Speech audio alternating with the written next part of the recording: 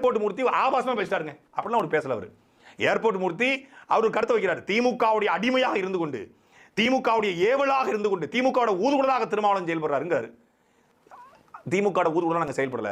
திமுக செய்யற தவறுகளை சுட்டி காட்டுறோம், தோழமை சுட்டுதல் பண்றோம், புச்சுக்கு புச்சுக்கு புச்சுக்கு அப்படிங்கிற மாதிரி பண்றோம்னு சொல்லுங்க. திமுக செய்யற தவறுகளை நீங்கள் சுட்டி காட்டுறீங்க, திமுக செய்யற தவறுகளை நீங்கள் தட்டி கேட்கறீங்க அப்படின்னா நீங்க சொல்ல வேண்டியதானே, நான் திமுக ஊதுகுழல் இல்லப்பா, திமுக அறிவாலயத்துல கட்டி போட்டு 4 கால் விலங்கு போல திருமாவளவன் செயல்படுறாருன்னு ஏர்போர்ட் மூர்த்தி சொல்லிட்டாரு. இல்ல, அப்படி பேசக்கூடாது. நான் திமுக செய்யற தவறுகளை நாங்கள் துணிஞ்சு கேட்கிறோம். பரந்தூர் விமானத்தில் 1100 நாட்களாக அந்த மக்கள் போராடுறான். அதுல பட்டியல் சமூக மக்கள் மட்டும் இல்ல, ஒடுக்கப்படுகிற, தாழ்த்தப்படுகிற, பிற்படுத்தப்படுகிற தமிழ் சமூகம் போராடுது. நான் களத்துல நிக்கிறேன். ஒரு முறை போனீங்க, அதுக்காக நான் பாராளுமன்றத்தில் பேசியிருக்கேன், இதுல நான் பரந்தூர் விமானத்தை வரவே விட மாட்டேன் அப்படின்னு நீங்க நின்னீங்கன்னா ஏர்போர்ட் மூர்த்தி பேசுற தவறுன்னு நம்மளே கண்டிப்போம்.